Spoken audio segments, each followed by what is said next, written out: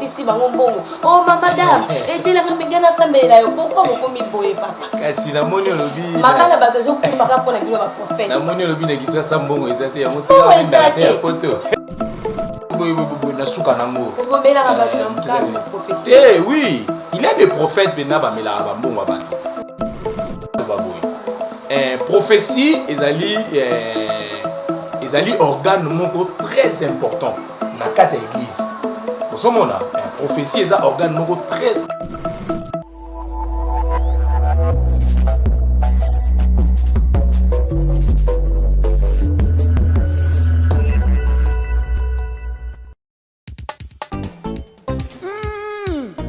Yebela vitesse à G. Yebela vitesse à G.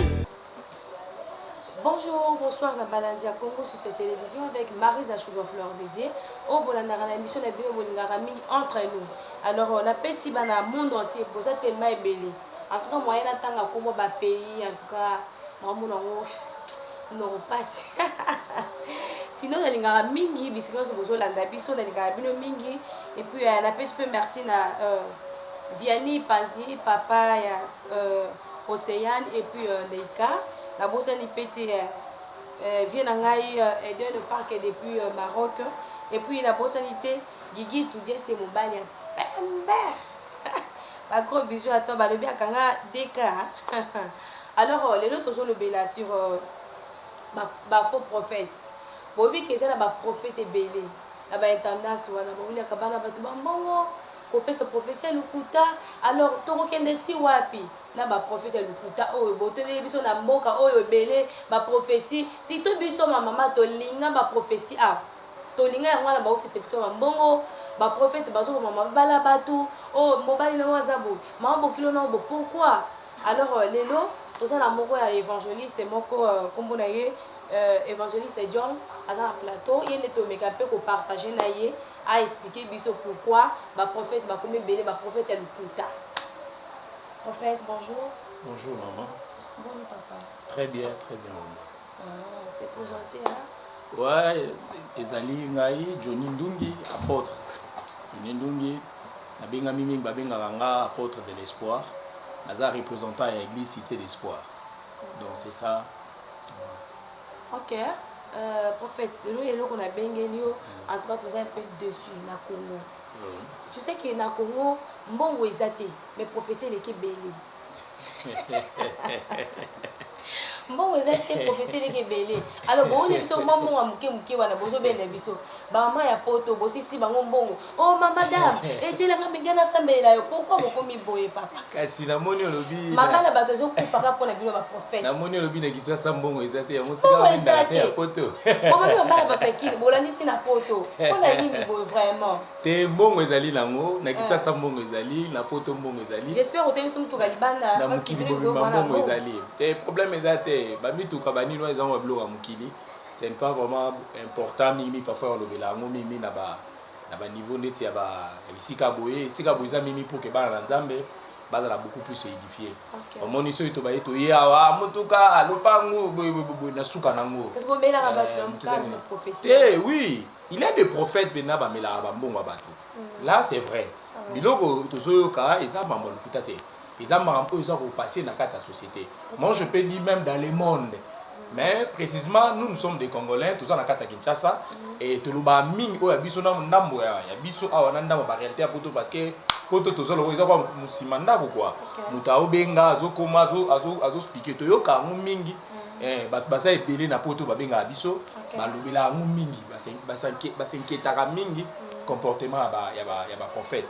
Mais qu'est-ce que nous pouvons dire? Tu vois, ça n'a pas d'ensemble qui est un peu prudent.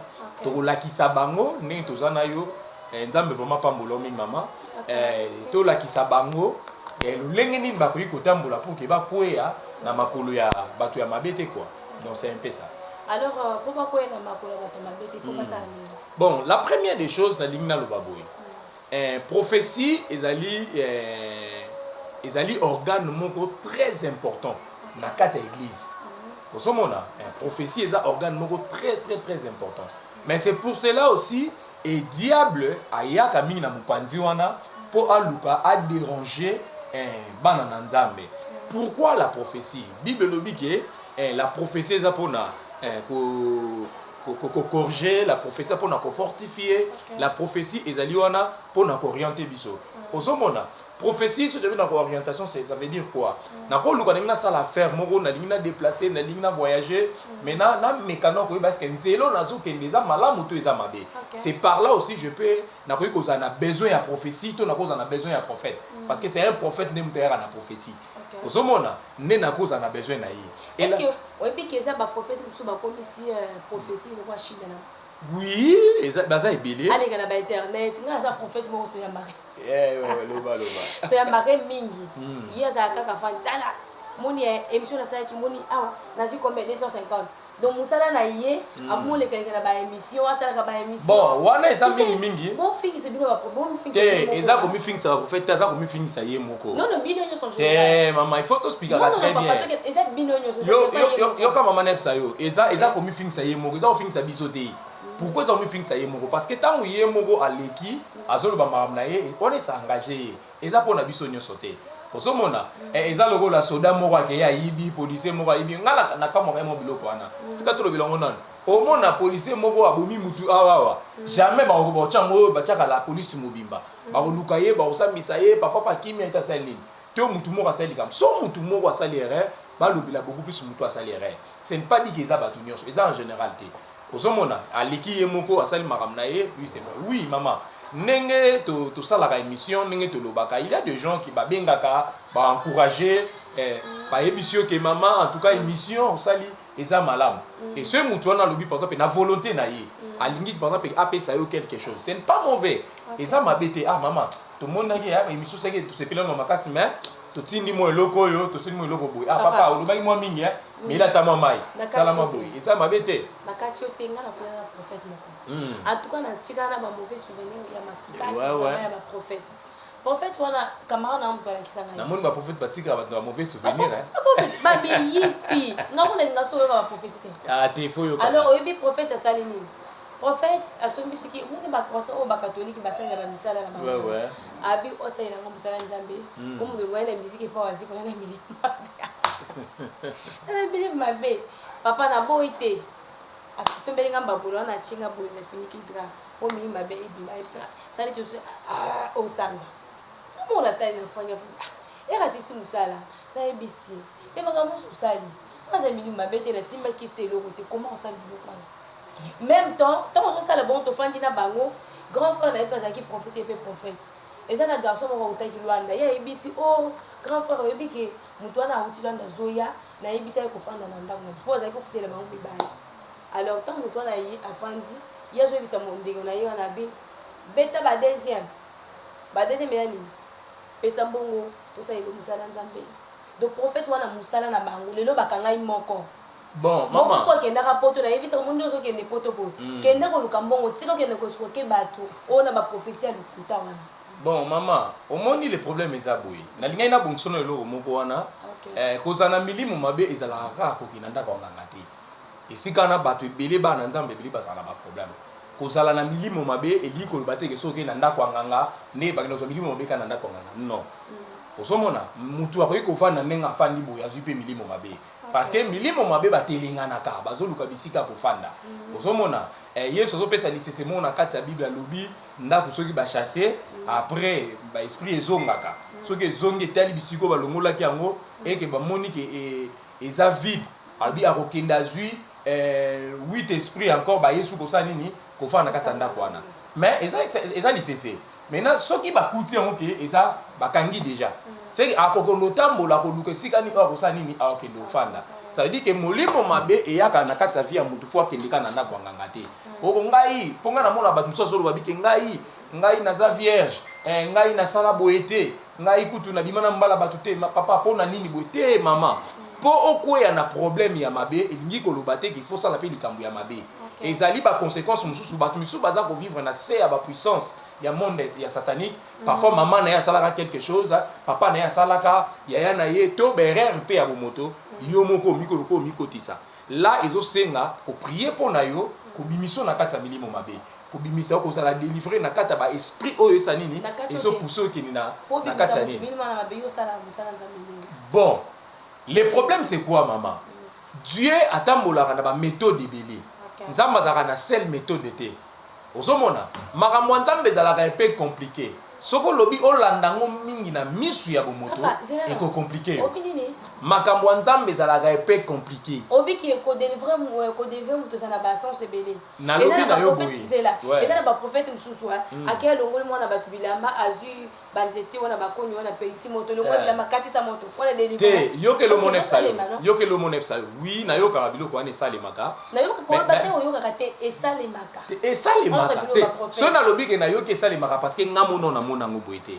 C'est pour cela na lobi na yoka ba témoignage. Te to sana ba témoignage ebele. Ba témoignage yaka ebele. Les problèmes ezali ke nazoloba tangu mutu akei. Bon, nazala un peu clair. Na loba iboyi. Makambo na nzambe, nzamba zaka na méthode mon côté. Na kopeso plusieurs méthodes. Na kelo rapidement na Bible. Yesu akuta une aveugle moko ba bengi aveugle né. Amona non te banda botama. Mais qu'est-ce que la Bible nous dit? Quand Jésus l'a vu, Bible nous dit que Yesu atali ayokele mao. Yesu aboti so ini na mabele, abaloli so iwa na mabele, azui yango asa nini, atia yango na misu. Asala ngoma poto, atia yango na misu. Après Yesu so ayebisi ye, kende na lisiba silowe, osala nini, osokola misu. Mama to se poser question. Mutu banda botama amona te. Ayebi nzela ngote. Mais oyebisi bisu akene na lisiba mu ya silowe. Bon, et si quand Jésus azalaki, na silowe ça na combien de kilomètres et ça na combien de mètres? Bible pesi biso pe na calcul là te. Supposons to kutani par exemple na lemba. Siko na lemba to yebisi mutu na kende na ma ya njili, to na ma ya kalamu. Au moni be exercice mutu na osala puka kende na ma ya kalamu. On peut dire à Jésus, so nga na place à Jésus, na ngane pesa Jésus, so na mutu malamu koleka Jésus na ko isaji avec l'ona, mona malamoko. Osomona, mais akutani na Bartimée oya mona déjà kala.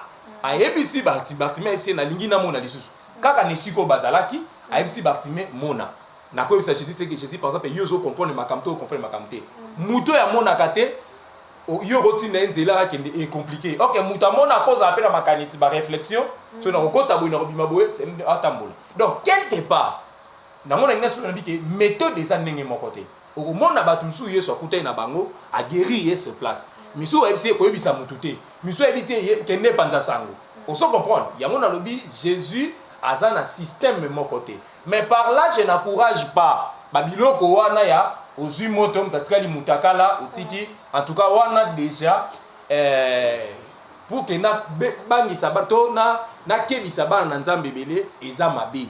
Il faut éviter ceux qui prophètent a bengi yo na prophétie alingi a délivrer yo il faut atia bakoni otika la mutakala azana posa mona nzoto naza posa mi sepelisa. Et puis nazana prophète moko ye aza côté ba peplika fa ko mama ezaka mingi mibali te ba o batika mitakala ni zala mingi ka basi bakala mona ka biso basi kati yango na biso c'est que quelque part ezaki alinga mi sepelisa kasi biso ne tulinga ba prophétie mingi te prophétie za pona moi cité za pona mutu nyonso non bino bo isko ba mingi basi te balingaka mingi basi parce que un moko basi bolingaka ko comprendre makambo bien te mama ebi nga emo na loba boy un mo faut tika pe bako sa bino parce que so beaucoup tani pe oui un mo faut bako sa bino pe basi pourquoi pour so beaucoup tani na vrai prophète azo luka memayo dans la vérité un mo bolinga te balingi mingi bato bandenge wana siko pese biso vrai prophète oyeba na elemoni ya vrai balobi okoye banzete na mbuma na yango un vrai prophète aza muto ya bangaka nano nzambe premièrement c'est quelqu'un qui connaît la parole de Dieu et qui craint Dieu non kosenga mbongo eza problème ya mambo banga nzambe te yoka mama to mema bana nzambe na ba prophète akino nzambe akotumba bino vraiment akotumba ba faux prophète ba kotumbama mais ba vrai prophète ba kosala musala nzambe parce que ba kosala musala nzambe Bible lobi boye mama nazaka na bitida o sabana nzambe boye offrande ezali recommandé na kati ya Bible. OK on se comprendre mais mabe ezali soki ke mutu akomi kosala yango pour que amilier ça ba bengi ba prophète ya libumu Bible benga ba prophète ya libumu ça veut dire et ça la kata ba bali ba prophète na oyoka Mais oui. Prophète a kosi wa senga ki mbongo aza prophète libumu. Il faut se mettre malin maman. C'est que non malin maman. Oui, na to bongisa ba yeba. Na lobi te ke so prophète ngape mo na senga. Ngape na senga mbongo. Donc il prophète libumu. Oui, na senga ka mbongo te po na za na posa ya ko milesa. Yo pa lo mo nepsa yo. Prophète libumu. Il arrive des fois et ça na prophétie muso pesi mutu. Na zo biso vérité et ana ba prophétie muso ezaka engagé na offrande. Et ko cause la recommander au pesi mutu prophétie et ça recommandé na offrande. Osomona et ana prophétie et ça recommandé na prière. Na pesi mutu prophétie bato bolanda nga o ici ba consultant nga ba yebi o yebi si mutu na moni boye mais prie beaucoup soko bonelité mabe ko ya. Tiki e pa kei et ça na batu misusu prière na ye prophétie opesi wana esenga nango mbongo te esenga offrande te esenga kaka prophétie ça nini ekokisama nango nzambe yo moko kisango ni prière. Mais le problème c'est quoi? Il arrive des fois nzambe tanga lobaka ayebisaka biso nyonso pendasté parce que il est souverain akoyebi biso ndambu patiki. Maintenant qu'est-ce qui se passe? Yo sikoyo tango koyebisa mutu na par rapport ya expérience par rapport ya étant que makambo na osala yango na yebi ndenge tambolaka. Parce que un homme de Dieu, un prophète de Dieu, il faut y avoir il faut y avoir relation avec Nzambe qui est Nzambe a okokisa makambo na yemoko, a okokisa msu par rapport ni ota kenaye. Maintenant qu'est-ce qui se passe? Na koyi koyi bisayo, maman, tala tali siko genre ya profession na koyi bisayo na bi maman, c'est les prières. Yango mona ka mingi na ba église oyo baza bien enseigné, to mona na Nzambe oyo aza bien enseigné, ba cause ba pesi prophétie, yemoko azu quelque chose, asa nini? Ça veut dire que à sceller prière. Ils ont dit de manière ya à tu hôtel là à sceller prière pour que et ceux qui ont fait prophétie à nini ou ça donc non ça en général. Nga so pesi nga prophétie, nga pe nga prophétie. Au pesi nga prophétie, prophète Joël abo benganga, prophète la foi abo benganga, abenga lo bien aimé, nzamba lo belinga boye po na yo. Ah papa, na otindi là quelque chose.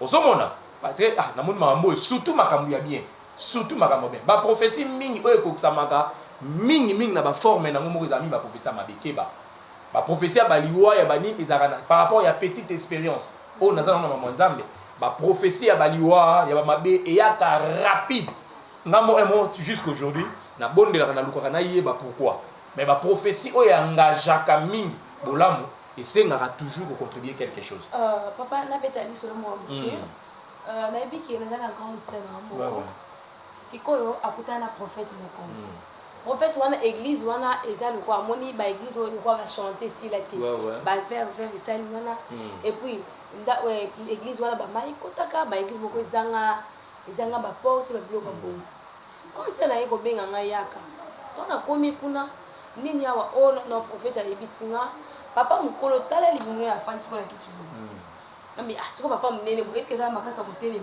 comme minimum mabe molimo akimaka na nzoto kaka te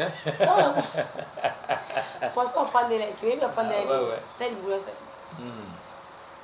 papa tana komi wana o ndenge za boye basengi ngai omoni ba tisi ya o batunga bana ba uniforme basengi ye 10 mètres basengi soso basengi nini oyo ndeke mama wana isayo basengi mungwa et puis basengi miliki yana munene suka basengi masangu et puis basengi na combien basengi na torche 3 piles ya bachaka na torche 3 piles te wana offrande $200 offrande $200 ayebise ke fanda na église biloko nyonso fanda a famille na bino nde bazoluka ye fanda po libale ya ndeko na biso wana napekisa ye ke ya abala déjà non même si pourquoi pour ça biloko ou puis c'est biloko est-ce que musala nzambe basenga biloko tika musala nzambe yo salima ya nanga depuis asala biloko na po et puis prophète les mêmes choses benga ngai yo pe faut pesa ngabe na tale misaba papa na opesa wana ke pesa bona wana zotika na minimum mabenda nzoto te za musala nzambe ba biloko ya basoso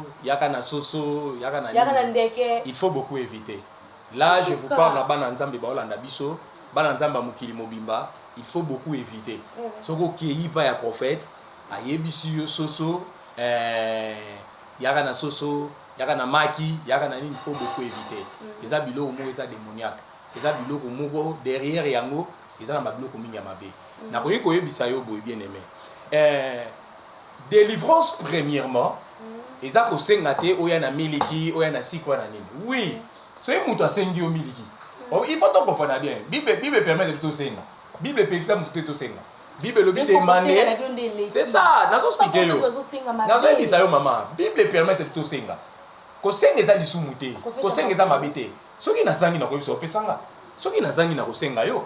Osomona. Nazana bana nanga mususu bana nanga na Nzambe. Na yebisa bango pesa ngai. Osomona na bengi na te sans prière. Oui, so on peut si pasteur Nzamba opambola yo. So ko kabina liko kaba, so ko kaba kambela. Prophète Magumi, mama, ngana za libumuté, na zo expliquer oboyi. So ko pesi Nzamba opambola. Il faut ba mabelo zolona. Osomona mabele nyonso eza mabele rolona te. Mama musu ya mutu ko pese kanga mipe. Musu pa yebisi ngaso byanga bikama ela 5 litres Nzamba opambola yo. Mais prophète aussi na so ki mutu asengi, biso toza batu to pambola ka batu. Ceux qui partent en épisode n'a pas mboula oté, ceux qui au pessinga na biso ka maman qui Dieu te bénisse. Parce que ceux mutu a salé lui eloko ya malamu, na ça toujours na droit ya ko pesa epé ko zomsi liluba ya malamu. Je suis un prophète de Dieu, Dieu m'a envoyé pour bénir les gens. Osomona, et c'est ça mon rôle. C'est ça mon travail. Et Dieu m'a envoyé pour délivrer des livres et les supprimer. Moussa n'a pas délivrer Batou. Kolongola Batou n'a pas ignorance. Comme Batou n'a pas vérité. Donc Moussa n'a pas l'engouana. Donc ce qui n'a lingi au pessinge le au pas molama. On est la vérité. Na senga te. Si tu me donnes, tu seras béni. Ceux qui peinent na sangi na mona lokola Pamela, na Canada, na senga. Mais si que maman j'ai besoin de ça après ça na muswaza na Belgique Maïva après ça na muswaza na États-Unis bijoux nzosi après ça on dit bien ba profite beaucoup moins de pour na bato poto hein te na kisasa pe bazali natanga na kisasa naza na Isha mutumbu après ça vous êtes là papa toi qui malembe naza na Kati la baronne la donna après ça tika rapenda penda no bakati nini yango monde aussi na simbi téléphone donc coûte liste bato poto osali déjà que mon kili mobimba bazali maman $50 prophète alibumu kuna $500 biso toza na bana naza na bana musu ya poto mama yoka nepsa yo naza na bana mususu na poto naza na bana musu na poto na sambela po na Kinshasa ça veut dire azaka na Kinshasa oyo azaka ne te yoka nepsa yo azaka ne lo yenda zo pesa zo reconnaître bolamu azo reconnaître la main de Dieu à travers bolamu oui na beauté est-ce que webi ke omoni mutu azaka mutu Nzamba kila oui muni tangu ke osambeli mutu mambo bongi ko le baptême n'est pas toi c'est Dieu oh maman non vous comprenez mal s'il te plaît s'il te plaît yo kanaloba Jésus a lobi boy si vous connaissez vous croyez pas à moi croyez même à mes œuvres. Nous sommes les descendants de Jésus. Biso tozali alobi je suis le chemin, la vie et la vérité. Biso tole kananzela Jésus, c'est lui notre grand frère. Mais ça veut dire que ce que lui il avait fait, c'est que nous faisons ça. Mais ce n'est pas lui qui yom to osali qui a. Mais Jésus vit à moi non? Jésus il est là. Non parce que ngasa ba prophète ba lo ba ke ngai. Na sala miracle na big ça, ce n'est pas toi, c'est Dieu qui a travaillé. Parfois et ça langage, il faut que nous comprenions. Son alobi boy. Yo kamama. Mutu loko na mona mona Afrique du Sud là. Comme on est chrétien, il y a joueur, à la jogo. Abane ko beta bala chrétien legime, ba bien ka mingi legime, ba yebi ebele. Ozomona, abeta nokinawa, abeta ni mwana na ngai. Je commençais avec lui, je priais avec lui. Na PC prophétie na ndaku na ngai. Na vandi na salon on a PC prophétie. Ayeba écoute na mutu na bisi na moni en Afrique du Sud. Je priais avec lui, na ebisi. Après quelques jours après makambo simba, bou aki Afrique du Sud. Et tant que na contribué à payer quelque chose pour na voyage là. Maintenant il est en Afrique du Sud. Akanzanga nengalingi. Oso comprendre? Siko wani siko lexini. Olobi? Yo ndimto pesa ki pouvoir no. Et ça veut dire quoi? Yo maman, tozana ba témoignage ebele. Nzambe apesinga pouvoir. Et puis au moins temps Nzambe apesa pouvoir. Maman, nazana pouvoir ya kolongolo célibataire na commission mariée. Ce n'est pas toi, c'est Dieu. Oui, ce n'est pas ça. Ngana boya kana Nzambe ndimto kota kana na maloba na yo. Nzambe sali ke kasi yo pe loba muto loba. Na lobi eza le quoi ni? Eza le quoi? Nzambe peut utiliser yo. Olobi? Nzamba utilisaka nzamba za siko yoka nepsa yo yoka nepsa mama yoka nepsa yo pendant muto azotambola na wenze na nini nga moi je passe ma vie par ngomba je passe ma vie à méditer la parole je passe ma vie à les tendances je passe ma vie à lusi là à mangengenge je cherche la face de Dieu je demande à Dieu nzamba ça parce que le problème c'est yoka boy biso toza ba serviteur ko to yo luka nzambe biso moko te nzambe nda luka biso azwinga lobi salela ngai On se comprend. Hier, moi, je suis un Nzambe na muki. Prophétiser la. Makambo belé ba toi ça tout ça là ngote. To yebi Nzambe na za muki. Nzamba yidi na couper. Est-ce qu'il faut dire ngapena loba? Osa yo to bengi nga. Bino pene bino bolobande e belé bakati. Normalement benga na prophète. Ba passer ba loba rebelé. Ba passer ba dans mambo belé wolo. Prophétiser là. Nzambe. Obini. Hein? To se comprendre là. Modi eloko tango yozo osambela mutu. Hein? Eza nzambe mutu acha puissance na lokati na. Yo kanga tina suka. Eza nzambe mutu acha puissance kati na yo. Mais ce n'est pas toi. Alors, comme Nzambe a puissance kati na yo, asali yo ke ozala mo na yo osalela yi.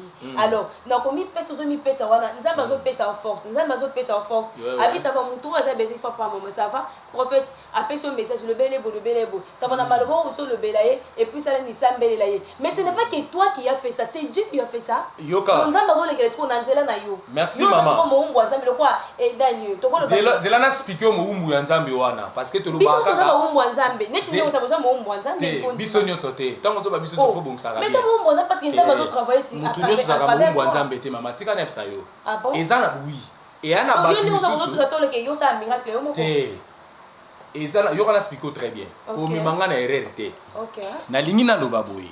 Mutu o ba bengi muumbu na nzambe. Ton serviteur de Dieu, c'est qui? C'est quelqu'un que Dieu l'a appelé. Dieu l'a confié une mission. Alors ce que prophète. C'est lui tout à grosso modo, ça veut dire. Il y aura expliqué bien. Na lobi boye. OK. Tous les prophètes, pasteurs, diacres, pasteurs, évangélistes, la cinq bongonios. OK. Na bengi bon ba prophète kaka, na bengi bon ba serviteur de Dieu. En général, muto ba bengi muumbu na nzambe. Ezali mutu o nzambe ye moko na bengi ye, et nzambe a confié ye.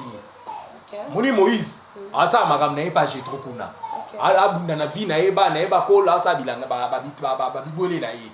Nzambe ye moko akikoluka Moïse, et si Moïse o qui nous délivrer Israël. On se comprend. Pourquoi Nzambe mo amikendela ye moko te? Pourquoi aller chercher Moïse? Mais Nzambe mo que la bande belé faut il destination na Nzambe, il y aura expliquer ouais. Ce qui déjà Nzambe a confié aux missions. Yo ke lo mona psa mama yango elengi ya usela Nzambe yango. To elengi ya uzamwa na Nzambe. OK. Ce qui Nzambe a bengi yo, c'est que Nzambe alinga changer situation vina. Na linga passer mission ne sa ba na Nzambe. Bato ba bi na Nzambe te. Yo muto passer na ba difficulté, yo muto na ba difficulté ozo comprendre de vite. Pour ça non pas Nzambe. Nzambe za capable de changer vina yo. Ce qui Nzambe capable de sala misala ndenge alingi. Mais ce qui Nzambe ya bengi yo, c'est que azana makamfwa laksa yo oyo fo sala. Bible lobi nani Esaïe azoloba, je crois en Esaïe 61 pardon. Alobi 61 alobi l'esprit du Seigneur est sur moi, l'Éternel m'a oint. L'Éternel m'a oint pour guérir le malade et délivrer les opprimés. Suite non Jésus a yé dans le Nouveau Testament première malobanae à ça la prière wana. Alobi aussi, l'esprit du Seigneur est sur moi, l'Éternel m'a oint pour annoncer la bonne nouvelle, pour guérir les malades, délivrer les opprimés. La première des choses, c'est quoi? Un serviteur de Dieu, c'est l'esprit est en lui. C'est-à-dire que Dieu vient en lui. Nzamba c'est esprit. Mais à l'ougaracor, pour ça nini, atambola nango. Osomona, yango soki nzamba ya koti katina yo. Et ça m'a bêté dans le bac na bigisi yo. Ça veut dire quoi? Nazozoa, gloire et nzambe na partager mon nangai. Parce qu'il est à moi. Et j'ai accepté la voix de Dieu. Et ça n'a pas langage à ma bête dans le bac nzambe à bigisi ngai. Donc, biso toza na pouvoir. Ya ko bonde la po na yo.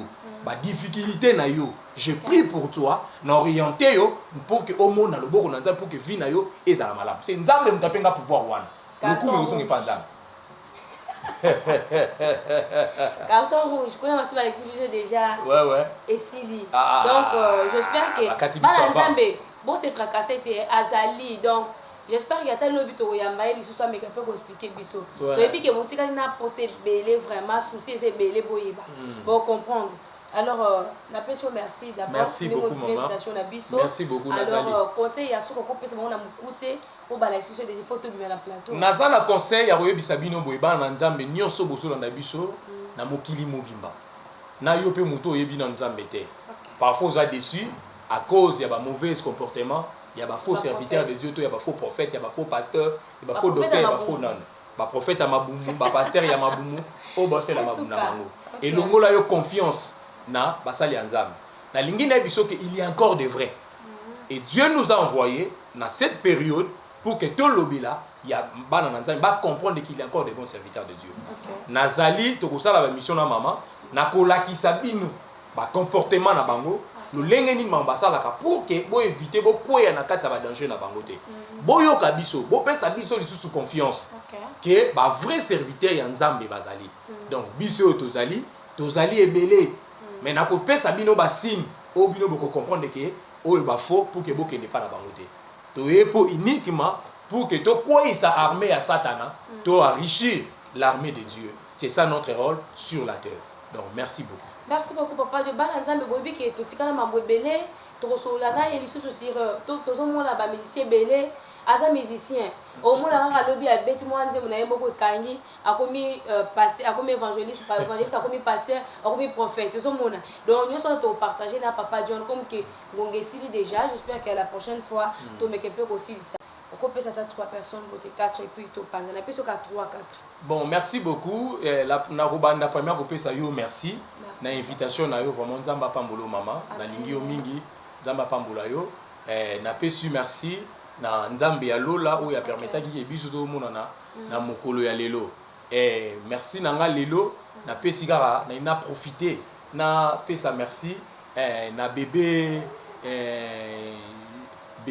Ted na pesi merci mingi vraiment bébé Ted na pesi yo mbote bisiko zali mwana ya papa elo na pesi mama Charlène mama mbote na pesi na Afrique du Sud na pesi Chinu Mulumba mobali kitoko ya déclara na pesi bino merci vraiment bisika bozali nzambe ya pambola bino na pesi musée na Maroc mbote vraiment nzamba pambola bino vraiment que Dieu vous bénisse na sepel na bino mingi pe na lingi bino mingi tika ete nzamba pambola bino nyonso bolandaki biso comment s'abonner na kata ba chaîne oyo et komela biso inquiétude na yo Congo Suisse c'est ça Congo Suisse komela biso lobela biso tinda ba problème na yo tokopesa yo solution komela maman komela biso tokopesa vraiment solution numéro nanga ezali plus 243 81 015 39 85 plus 243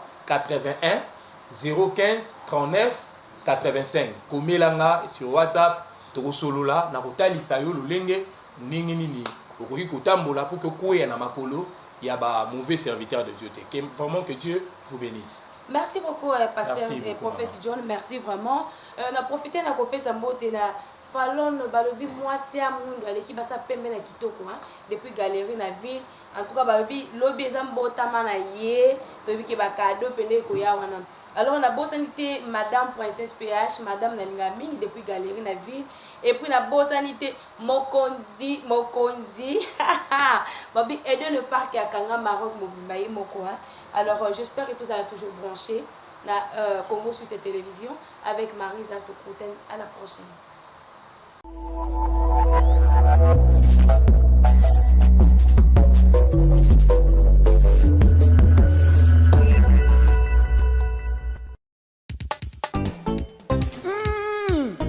Yebela vitesse à G. Yebela vitesse à G.